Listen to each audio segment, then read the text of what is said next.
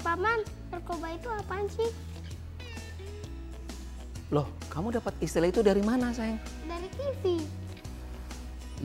Begini, narkoba itu adalah obat terlarang. Karena apa? Karena siapa saja yang meminumnya bisa menjadi ketagihan. Minta lagi, bahkan ada yang sampai meninggal loh. Aku juga pernah minum obat. Iya, tapi kan Raffi tidak minum terus-menerus kan? Iya, soalnya pahit. Nah, itu yang benar. Jadi kita minum obat pada saat diperlukan. Kalau sakit, kita minum obat. Tapi kalau sehat kayak begini mah, untuk apa minum obat, ya enggak? Iya.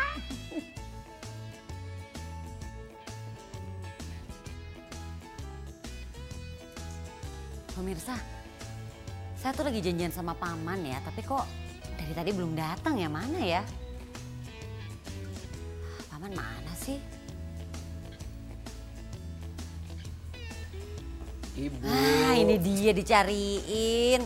Habis bicara sama anak-anak. Oh, kenapa Paman? Itu loh Bu, kemarin tuh ada anak yang bertanya kepada saya tentang arti narkoba. Waduh. Nah menurut dia tahu dari televisi. Nah mungkin saja Bu ya, waktu menonton televisi di rumah, orang tuanya tidak mendampingi dia. Iya. Padahal sih anak seumur dia sebaiknya tuh bermain dengan teman-teman sebayanya dia ketimbang duduk dan menonton televisi saja gitu. Betul banget tuh Paman. Waktu dulu sih kalau saya lebih senang main di surau ya. Tapi Iya, sekarang iya. anak-anak sudah tidak suka lagi main di surau Bu. Gitu. Iya sih. Nah, tapi belakangan ini Paman sedang digalakan kembali program memakmurkan lembaga keagamaan dengan kegiatan anak. Nanti kita akan ngobrol-ngobrol nih dengan beberapa narasumber ya. Aku sapa pemirsa dulu ya. Pemirsa, kita tahu belakangan ini terpaan media yang begitu deras dikhawatirkan akan berdampak bagi anak-anak. Nah, makanya nih Paman dan juga pemirsa, kita sebagai orang tua, pendamping dan juga guru harus senantiasa mendampingi anak-anak dan juga membekali mereka dengan pelajaran yang bermuatan moral. Bukan cuma bermuatan moral saja, tapi juga memiliki nilai-nilai supaya mereka tidak salah arah. Itu tuh. Nanti kita akan ngobrol-ngobrol dengan para narasumber. Jangan kemana-mana, tetap di Insan Cerdas Berakhlak Mulia.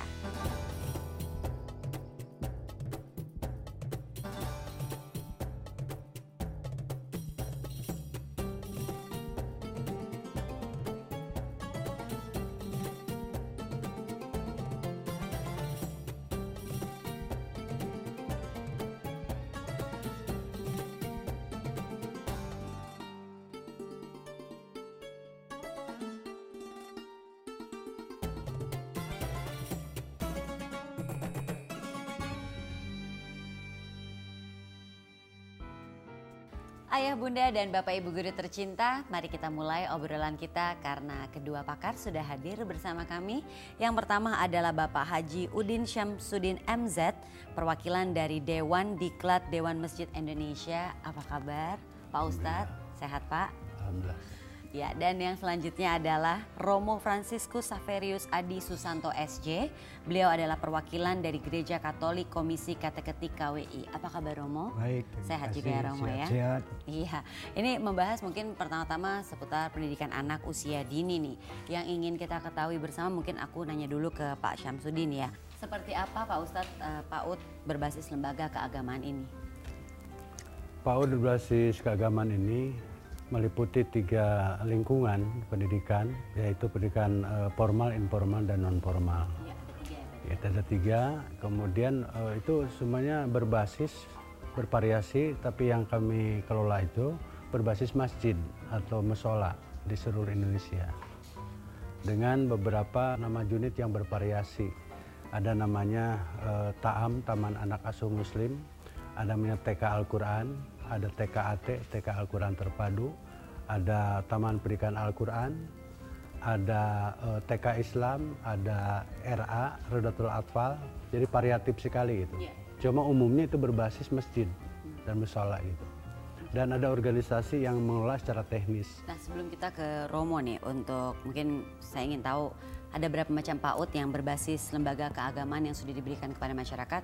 Mungkin dasarnya dulu mungkin kepada Pak Ustadz. Ini tujuan dari program PAUD berbasis lembaga keagamaan ini apa, Pak Ustadz? Tujuannya sebenarnya sama, menyangkut 3 aspek pendidikan, cuma secara khusus ini menyangkut keagamaan. Jadi mengembangkan sikap anak, mengembangkan pengetahuan, mengembangkan keterampilan.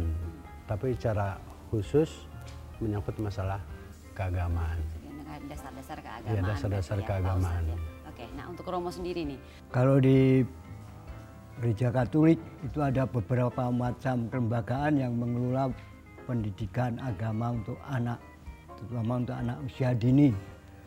Tentu yang pertama adalah bahwa sejak dulu Gereja Katolik itu mempunyai perhatian terhadap pendidikan atau pembinaan iman anak juga anak usia dini. Lalu juga dalam kaitan dengan sekolah, meskipun tidak langsung diberikan, tapi pembinaan agama juga diberikan melalui misalkan saja TK. Dan kemudian khusus tentang yang terkait dengan kelembagaan keagamaan dengan PAUD ini suatu yang baru yang masuk dalam Gereja Katolik sebagai hasil kerjasama antara Gereja Katolik dengan pemerintah, dalam hal ini Direktorat PAUD yang kami sebut sebagai program integrasi PAUD BIA. Baik, Pak Ustadz, ini kita juga ingin mengetahui sebenarnya bagaimanakah mungkin dari lembaga keagamaan yang ada di Indonesia ini melihat pentingnya pendidikan anak usia dini, dan ini kan berkenaan juga dengan perkembangan media yang begitu pesat ya Pak Ustadz ya, dan juga mengglobal selama ini. Ya, kami sering mengistilahkan untuk anak-anak usia dini pentingnya filterisasi, memfilter dalam diri anak itu dengan nilai-nilai keagamaan. Sehingga nanti informasi yang masuk itu bisa mereka seleksi sendiri. Filterisasi ya, bukan sterilisasi. Nggak mungkin itu. Nggak jadi mungkin penanaman nilai-nilai itu sedini mungkin. Ya. Karena anak itu kan lahir suci, bersih, kita tanami nilai-nilai yang bersih juga. Nah ini dibina pada usia PAUD, sehingga pada tahap pengembangan anak berikut mereka sudah punya filter sendiri gitu. Atau istilahnya purkonisasi. Ya. Kemampuan rohani yang bisa membedakan ini benar, ini salah, ini baik, ini buruk. Nah itu basisnya adalah di usia PAUD itu. Baik, Pak Ustadz, Romo, nanti akan kita lanjutkan lagi obrolan kita tentunya. Dan untuk Anda pemirsa, jangan dulu beranjak dari depan pesawat televisi Anda, karena sesaat lagi kami akan kembali lagi. Jadi tetaplah di Insan Cerdas Berakhlak Mulia.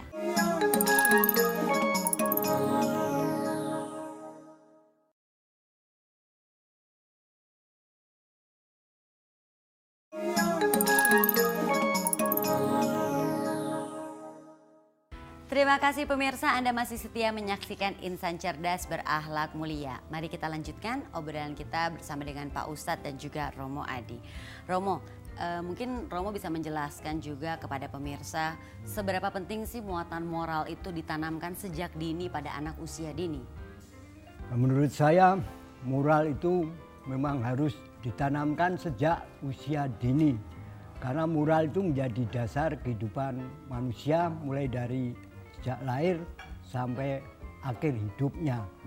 Maka dengan demikian orang tua itu mempunyai kewajiban untuk mendidik moral anak itu sejak anak itu di keluarga. Sedangkan guru atau guru agama dan selanjutnya itu kan membantu orang tua untuk melanjutkan apa yang sudah dimulai di keluarga dalam pendidikan moral. Nah, berbicara lagi tentang PAUD berbasis lembaga keagamaan nih Pak Ustadz. Dan kita yang ingin kita tahu adalah ini apa perbedaannya dengan pelayanan PAUD yang lain nih Pak Ustadz. Dan juga apa yang menjadi kekhasan dari PAUD berbasis lembaga keagamaan ini?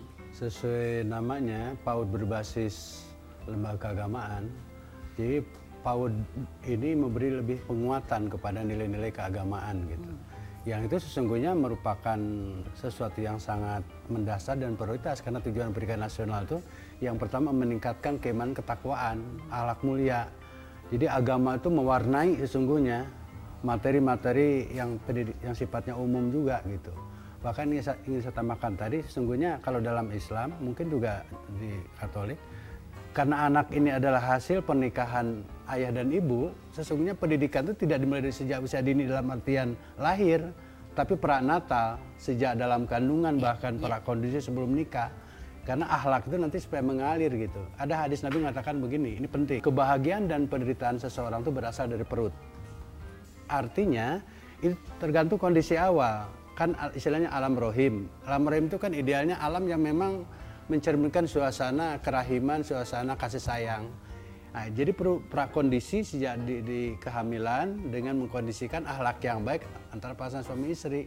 Nanti ngalir kepada anaknya, baru pengembangannya itu nanti sejak usia dini itu. Kira-kira begitulah. Nah, perbedaan antara lembaga yang berbasis keagamaan dengan PAUD lembaga yang lainnya? Ya tadi itu kalau PAUD yang lain kan sifatnya umum gitu kan. Ya, lebih ke umum dan umum dan lebih netral. Kalau keagamaan itu terkait kepada agama dan keberagaman si anak didik. Jadi kalau misalnya Islam ya mau tidak mau dia harus diperkuat nilai-nilai moral Islam. Katolik ya begitu juga.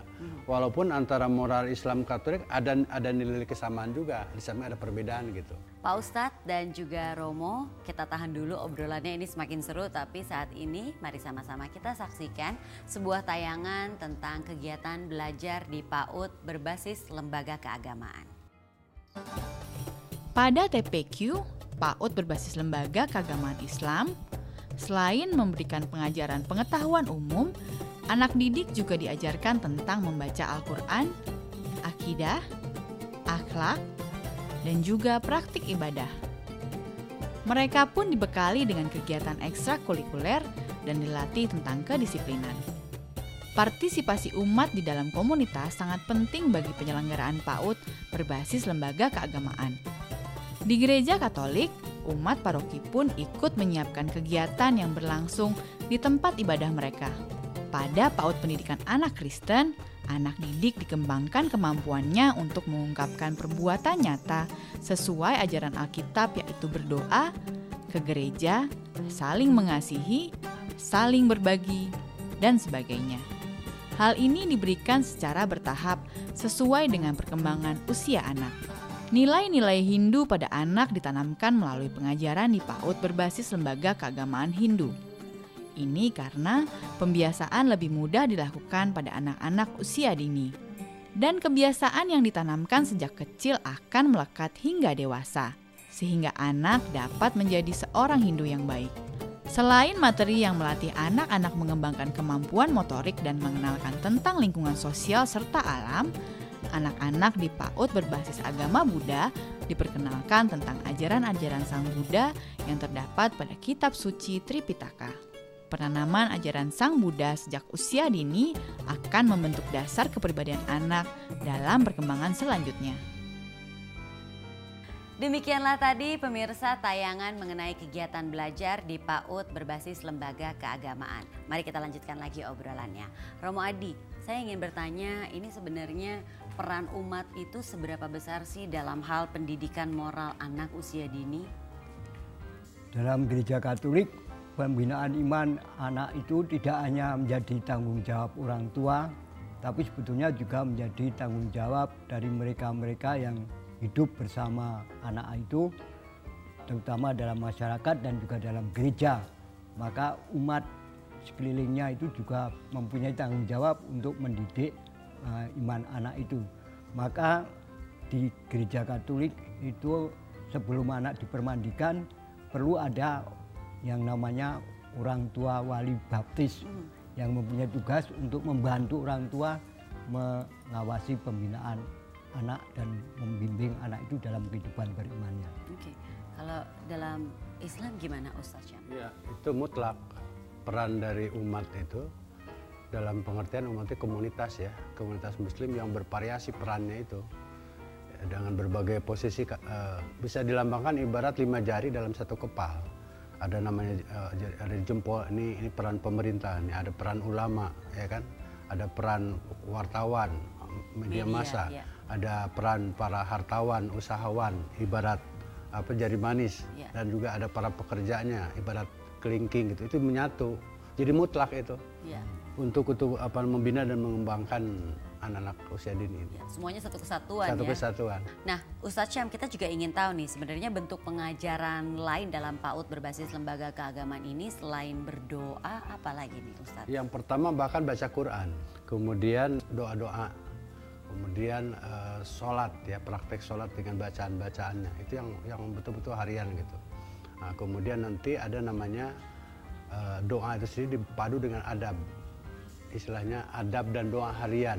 Anak-anak hafal doa, tapi doa itu memberikan motivasi karena dimengerti maknanya ini, sikapnya seperti itu. Itu tuh 5 hari betul-betul dalam 1 minggu itu, tiap sore hari dengan memakan waktu zuhur atau asar gitu. Oke. Nah, kalau dalam agama Katolik, Romo? Itu dalam agama Katolik selain berdoa masih banyak cara untuk pembinaan iman anak. Khusus saya sekarang mau ngomong yang terkait dengan PAUD ya. Itu yang pertama-tama tentu lagu dan gerak dan lagu. Lalu juga mendengarkan atau membaca kitab suci. Tapi di samping itu juga alat-alat permainan yang disediakan PAUD yang kita temukan di sentra-sentra itu juga bisa membantu anak untuk mengembangkan kehidupan berimannya. Oke, baik. Ustadz Syam, Romo Adi, nanti kita lanjutkan lagi obrolan kita. Saat ini kita akan istirahat sejenak. Saya tahu pasti Anda masih ingin tahu banyak mengenai pendidikan anak usia dini berbasis lembaga keagamaan. Jadi tetaplah bersama kami di Insan Cerdas Berakhlak Mulia.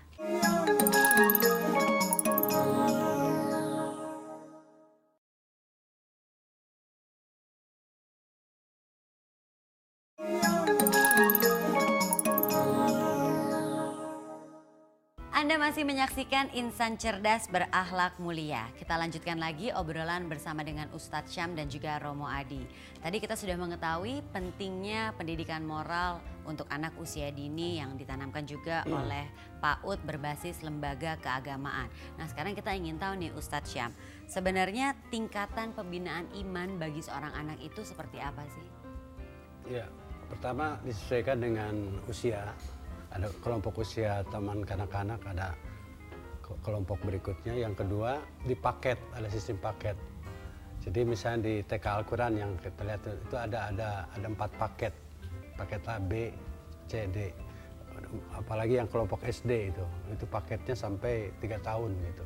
Jadi itu disesuaikan dengan kurikulum yang kita tetapkan, yang tentu saja beda untuk anak-anak TK dan anak-anak yang pasca TK itu. Tapi ada beberapa muatan yang sama seperti yang tadi disebutkan, itu masalah bacaan Quran, sholat, doa harian, adab, akhlak seharian itu ada pada setiap tingkatan. Oke, seperti itu ya Ustadz ya. Mungkin Romo ingin menambahkan juga kalau untuk agama Katolik Kalau seperti di kalangan gereja Katolik khusus program integrasi PAUD BIA ini kami membagi menjadi 2, yaitu untuk anak-anak usia dini umur 2 sampai 4 tahun. Lalu yang kedua antara 4 tahun sampai 6 tahun. Jadi itu pembinaannya berbeda sesuai dengan tingkat umur. Baik, saat ini kita akan mendengarkan sebuah pertanyaan yang sudah disiapkan oleh pemirsa nih. Karena selain saya yang tadi banyak bertanya, ada juga pemirsa yang sudah siap dengan pertanyaan.